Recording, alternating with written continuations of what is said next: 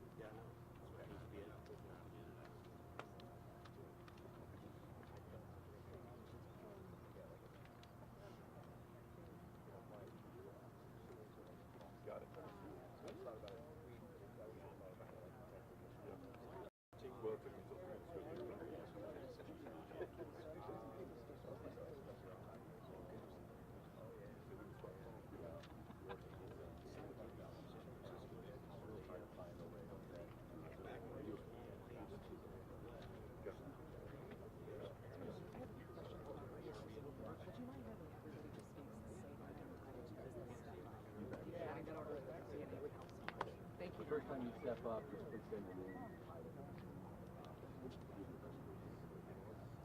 If you're called up, you'll do that.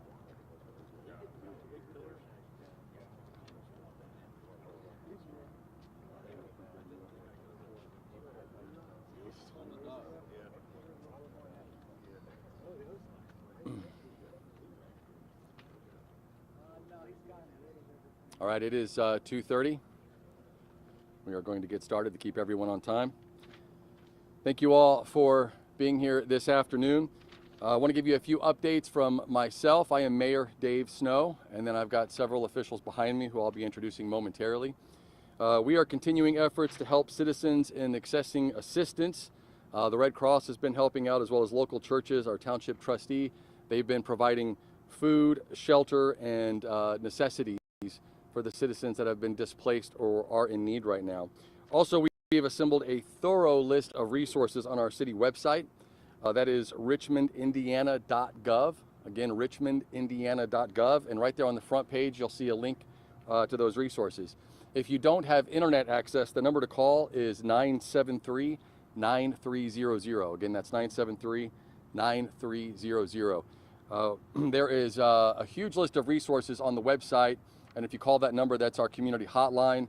They can help you access everything from food to shelter necessities, toiletries, and we have also been working with local EMA and our police officers to assist citizens in getting rides to their homes in the evacuation area if there are things they need from their home, and they've been assisting with that, so a big thanks to them. We did have a second minor firefighter injury last evening.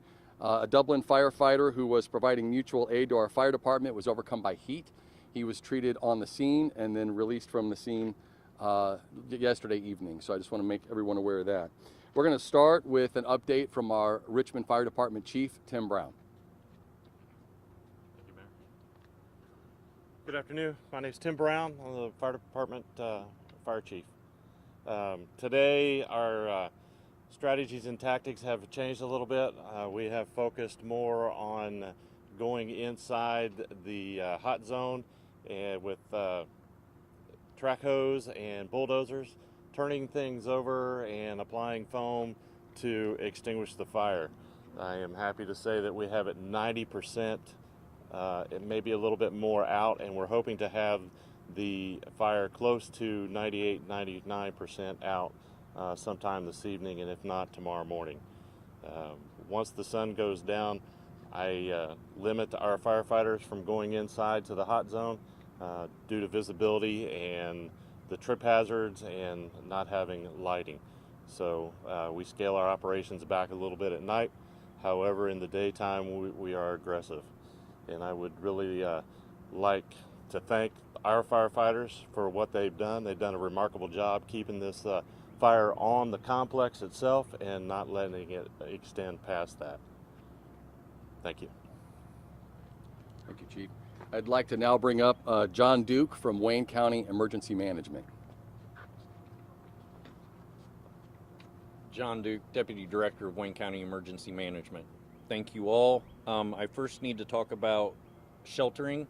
I need to remind the residents that sheltering is available. The shelter is being operated at Oak Park Pentecostal Church at 1920 Chester Boulevard. It is staffed and run by the Red Cross. The American Red Cross and Bread Box are serving meals at this shelter. Food items such as drinks and food are available for distribution to displaced residents. To arrange transportation to this shelter, call Roseview Transit or call the community helpline 973-9300. Anyone that has been displaced and needs assistance with a dog may call Abington Pines Kennels. Please call them. They must be current on their shots, and you must provide food for them. And their phone number is 765-855-1000. If a resident or displaced person has questions, again, the community helpline is 973-9300. Any resident who has been displaced and needs to return to their residence for critical or an essential items such as medication, medication or clothes to go back to work or anything like that, please call the please call 973-9399 to arrange an escort for that. You will be given some simple instructions to report to the Dollar General on Northwest 5th Street.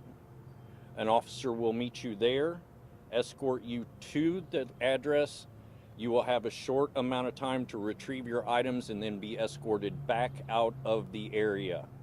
Residents who do go will be required to wear an N95 mask while in transport. I must commend the Richmond Fire Department on a heroic stop. This fire was very large. Their professionalism and dedication to the community definitely does not go unnoticed. I also would like to thank the county fire departments who have assisted the response efforts here in this massive fire. The resilience of the community, the business support, and the response efforts and assistance to the displaced community is an acknowledgement of our community and our commitment. So I want to thank everyone. Thank you. Our Richmond Sanitation District has done quite a bit of work to monitor drainage and to help to sequester and filter that drainage. And so I want to bring forward Richmond Sanitation District Director Pat Smoker to speak a little more about that. Pat Smoker, Director of Sanitation. The Sanitary District closed its landfill and ceased trash collection yesterday, but has resumed that as of today. Speaking of water runoff, there is a possibility that some of the water from the site made its way through internal site drains to the Sanitary District's wastewater treatment plant. We have no way to clearly identify this yet. There have, however, been no noticed changes in the treatment plant influent or treatment. Early on 4/11, the Sanitary District identified the storm outlet where runoff water from the site would go. We began testing with assistance from IDEM and EPA the river outlet that day. On the morning of 4/12, began testing our routine river and tributary sites that were under or near the plume in case of fallout. To date, all the samples for which we readily have results from the river and tributaries has come back with a normal background range with no elevated differences between upstream and downstream sites. We have not yet received results on our organic and metal testing. We have monitored the river for several miles south and no fish or wildlife kills have been found. The district has a partnership with USGS and has a super gauge just downstream of the outfall that monitors several parameters continuously. This data has been reviewed and shows no changes to typical ranges at any point in time during the event. To date, all of the samples for which we readily have results at the outfall itself has shown results within range of what we would see under a typical combined sewer overflow event, and these values are trending towards baseline river results. Flows from the outfall have been low and actions have been taken to minimize soot and floating debris. The district is working with IDEM and EPA to come up with how the site and runoff will be handled once the fire is out, but before the cleanup is complete. I would now like to bring forward Christine Stinson. She is the Director of the Wayne County Health Department.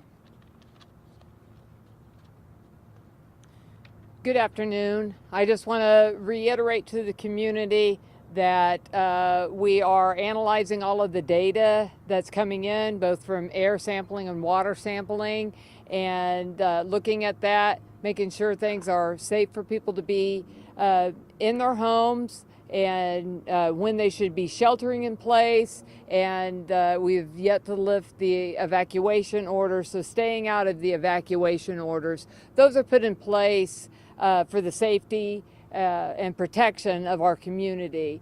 And I again want to say, if you're smelling smoke, if you're seeing smoke, then you're in that plume.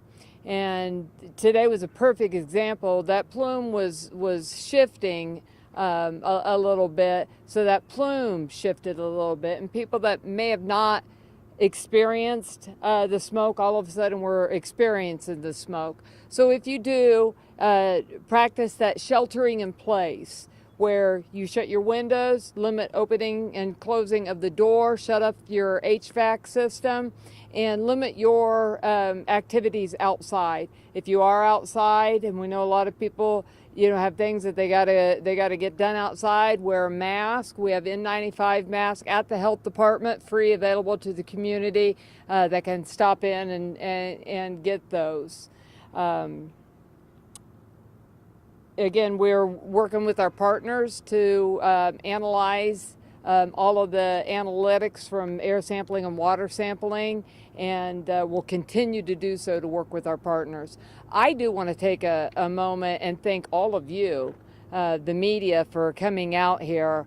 Really, without you being the messenger to getting our message out, it just kind of would be stagnated here in the air, and we'd be talking to ourselves. So I appreciate all of you coming and covering this story, so that information gets out to the community and those that need this information. Thank you. Thank you, Christine. And I know that Ms. Denson and the health department are also working with some local organizations to put together cleanup kits, so that when people are able to return to their home, they'll be providing cleanup kits, so when they go in, they'll have all the necessary materials to get their homes cleaned back up, and they'll assist with that. Once they get that together, and more information on that will be available through the community helpline, which is again 973-9300.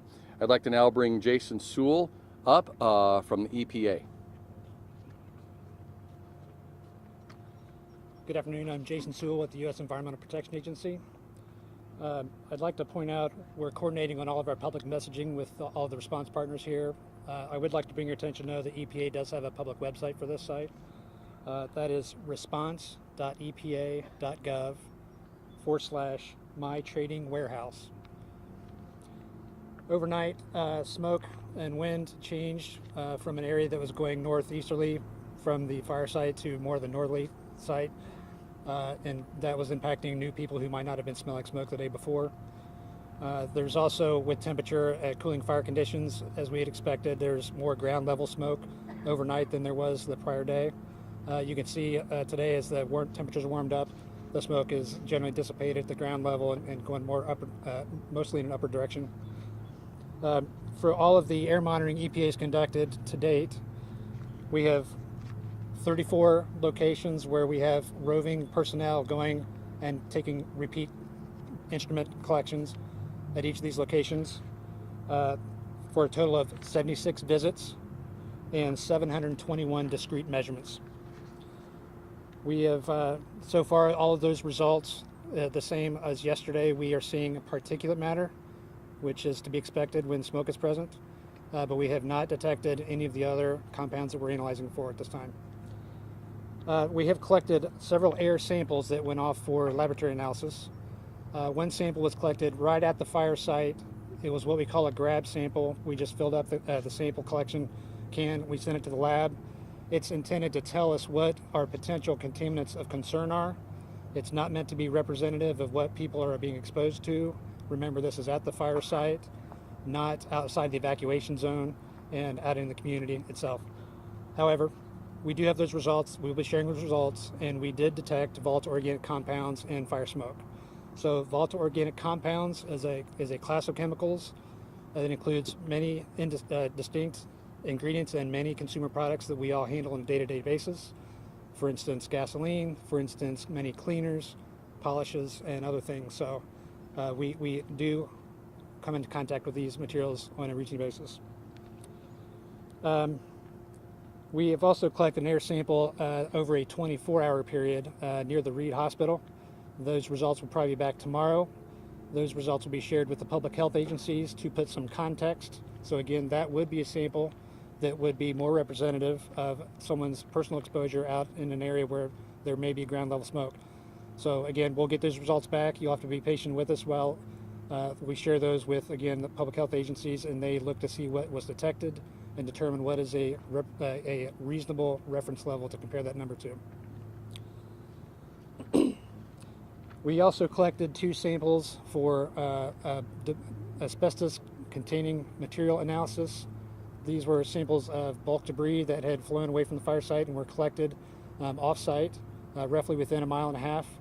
Of those 2 samples, one of the samples was positive for chrysotile asbestos. And so we went to reiterate our instructions from yesterday. Probably the worst thing you could do if you have debris in your yard, and again, this is for people who may have been downwind, where debris may have accumulated in your yard, the worst thing you could do would be to mow and break up that material and aerosolize it where you may inhale it. So please, keeping with our instructions from yesterday, if you think you have debris in your yard, don't disturb the debris for now. Avoid mowing until we come out with more instructions on outdoor cleanup. Okay. That's all I had prepared at the moment. Sure. Well, the fire is still not completely extinguished, so our first responders are still in danger as they continue to put this fire out. So it's too early yet to really look forward, but I do want to take this opportunity to really thank and commend our fire department and surrounding fire departments. They did a phenomenal job in containing that fire within the site when it was very close to a residential area and could have very easily caused a lot of residential damage, and they did a tremendous job. They've been working very hard around the clock. I want to thank all of our citizens and businesses that have supported our fire department, our city team, all of the agencies involved, and all of the affected citizens who have been displaced or otherwise needed things. So we are a resilient community. We're a community of solidarity, and every time we get into a difficult time here in Richmond, we all come together and help each other. And it's been very heartwarming to see everyone lending a hand, helping out, and supporting one another through this. So at this time, we will take questions from you and try to answer some of the questions that you have. Yes. Mayor, hi, Maggie Vesco with NBC. This might be a two-parter question for the EPA and the health department. First, from the EPA, could you drill down a little more, just kind of in layman's terms? Everybody wants to know about the cancer-causing toxins. Were those detected? And either way, what do these test results say about how safe people are, and what might they say about the timeline of the evacuation orders? Sure. So again, I'll point back to we will be releasing the air sample results we have. So I had a chance to look at them, and again, to see that we did detect some volatile organic compounds, but they really need to be put into context. So the sample we collected and we have reported today is not representative of anyone's exposure other than let's say firemen who are on site. So the results we receive tomorrow, we'll hopefully be reporting tomorrow, will be put into context by public health partners. So if there's any questions on cancer causing or health effects, those are going to be a public health department question. So are you saying that has to do with the exposure in addition to what's there? The amount of exposure? So the sample we took from the fire site was, again, we call it a grab. We just try and get a bulk, one-time grab sample of it just to see what's present. The sample collected from the hospital will have been slowly collected over a 24-hour period. And so that's, again, more representative than maybe an instantaneous breath of something versus having breathed it over 24 hours. So can we say effectively or not, have people in Richmond who are not firefighters been exposed to cancer-causing toxins? we are exposed to cancer-causing toxins on a day-to-day basis with consumer products. So I will tell you when the results come back from the hospital tomorrow, we'll know that for sure. Did the wind play a factor in this at all, sir? Should surrounding farmers be concerned planting their crops this early in the season as well? Well, the wind plays a factor in which direction the smoke goes, but I don't have any information this time whether farmers should be concerned. Can I get the answer really quick on the evacuation orders too? I'm not sure. Sure. When can people go home? I'm sorry, I didn't hear the question. When might people expect to be able to go back to their homes if they're within the evacuation? we're not totally positive yet. I want to get some air samples back and see what those say. I want to get the fire contained, or it's actually contained, but I want to get the fire extinguished. I want to get the plume taken care of to where it's not floating into the neighborhoods per se. So when we get those two elements taken care of, then we'll get together and make that decision. Chief, I think this is a question for you. Are you able to tell us the scale of this fire, how big this facility was, what parts of it were actually burned and charred in this fire? Well, it's a 13.8 acre facility. It had 6 buildings on the facility. Each one of those buildings was full of the plastics from floor to ceiling and wall to wall. And I would say 100% of that has been consumed.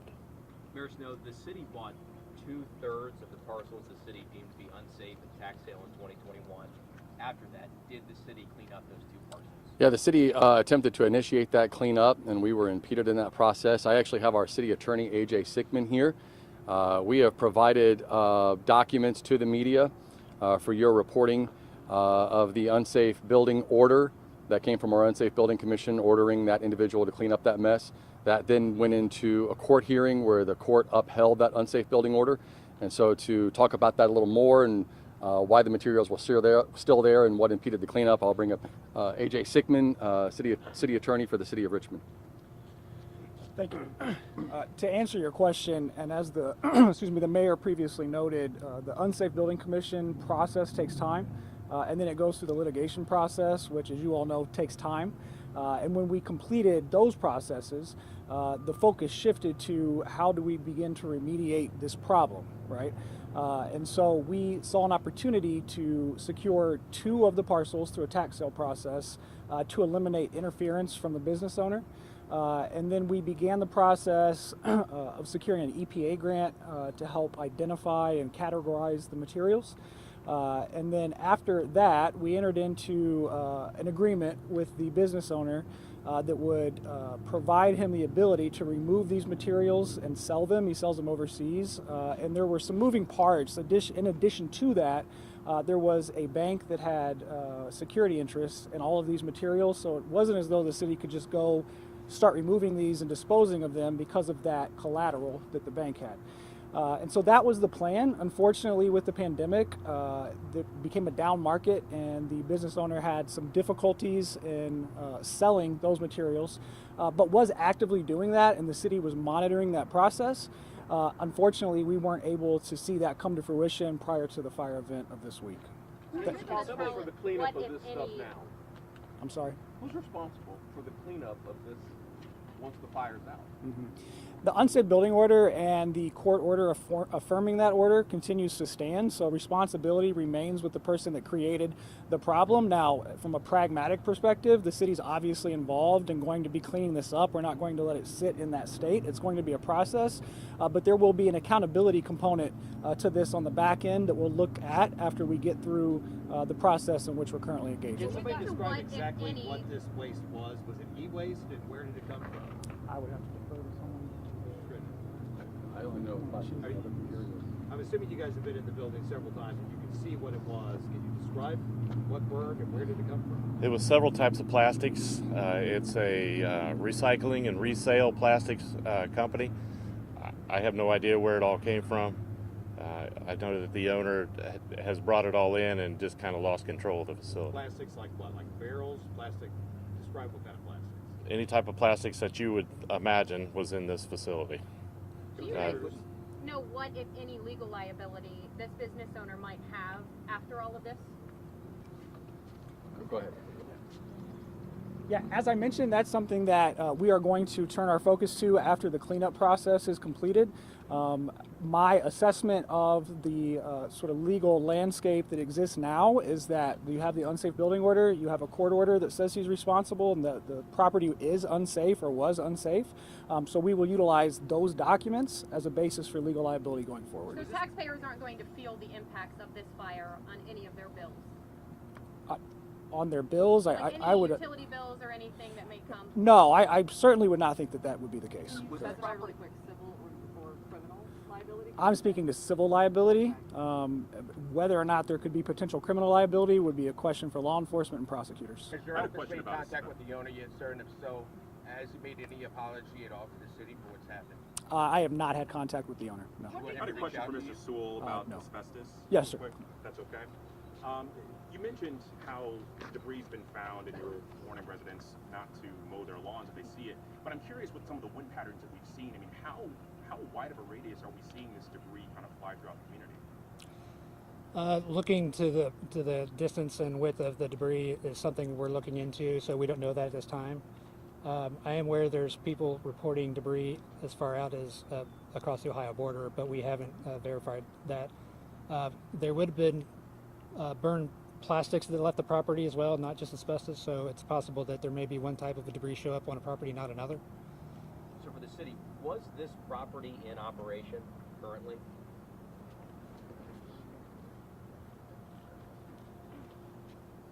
Only to the extent that we were permitting the property owner to remove existing materials so that we could ship those overseas pursuant to his normal process, but we were not permitting the property owner from adding additional materials to these properties. So that was the extent of the My operation. question is, with all these ongoing code violations, a legal battle, when you all wrote in court documents, fire hazard, you guys feared this exact scenario happening. Well, why did not the city just go in and shut this place down if there was that much of a concern for this exact scenario happening?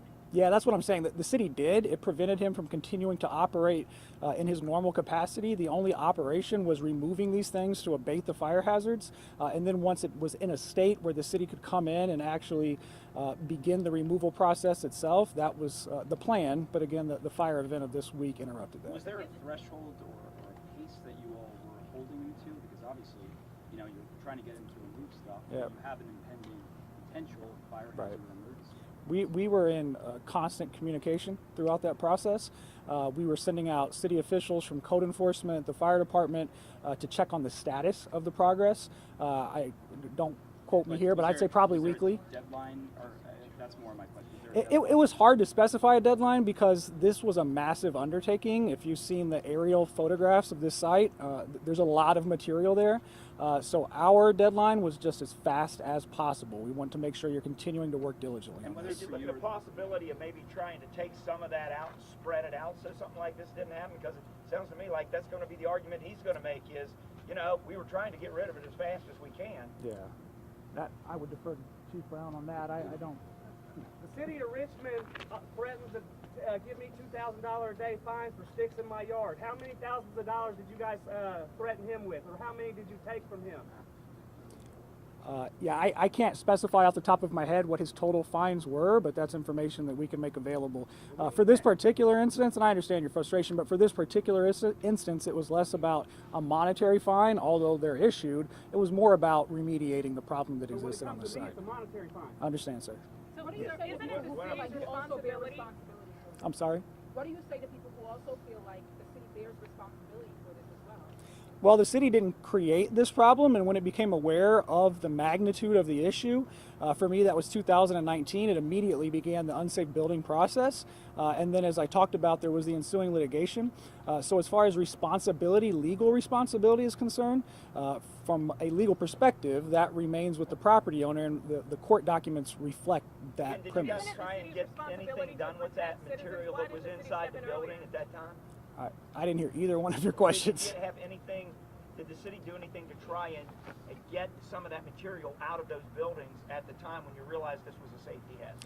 Yeah, so as I mentioned, there was an EPA grant that provided the city with money to go in and characterize and inventory these materials. We had some trouble doing that at first before we acquired the two parcels because the business owner would not allow city access to the site. And that was one of the driving reasons, among others, to acquire those parcels. So once that occurred, that process was underway. In addition to that, running parallel to that was the agreement that these materials were going to be removed and sold pursuant to his normal process. So Does he have any other operations in town? Not that I'm aware of. It's the city's responsibility to help protect, of course, the health and wellness of people in this town. Yeah. You talked about the legal aspects. It sounds like COVID interfered. Mhm. What state legal federal laws prevented you all from going in? Again, as we've heard, it was a fire hazard. You all knew that. The blame has been solely on this business owner, but it seems like the city had a right to go in. Again, does the city bear partial responsibility for this? Yeah. Again, the city, as soon as it had the legal ability to do so, began the process of remediating. And as I mentioned, it's just such a massive amount of materials that, assuming it wasn't, we would not be standing here talking to you today. So I totally agree that the city was attempting to undertake that process while still holding responsible parties accountable. Are you in touch with the property owner right now? No, I'm not. You're not? Why not? I'm not. Right now, the focus has been on the site and the health and safety of the residents. When we are past that, and hopefully that's in the near future, my focus will shift towards through a legal lens, and I'll be in contact with his legal counsel. Have you tried to contact him? No, not yet. I have not. Since the event. You told me yesterday this business owner has ignored court orders and business stop orders. Why not shut him down if he is apparently thumbing his nose at court and city orders with Well, impunity? that was every step we were taking, and when someone makes this colossal of a mess, our intention was always not for that mess to end up in the laps of the taxpayers. It's his mess.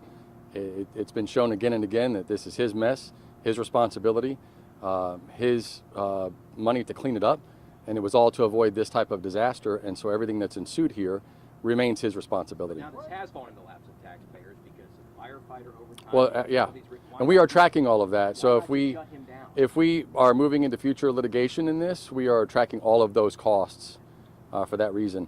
Everyone here is still working in active fire scene. I need to get all of them back to work. We are hoping to announce another press conference in the near future to let you know when this has been fully extinguished and when we can start a process of returning to normalcy. So we'll let you know that as soon as we have that information. And right now, we just thank you all for your time today. Thank you. Really quickly, nothing yet on where the origination of the fire came from. Still too early to tell. Not yet. Thank you.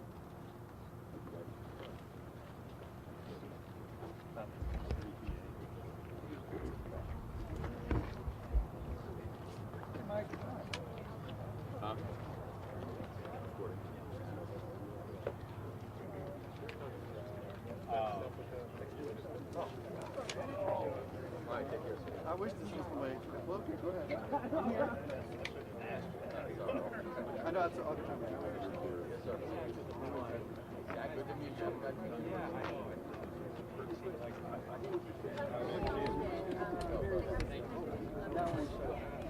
There's a difference between dealing with personal information and I don't know.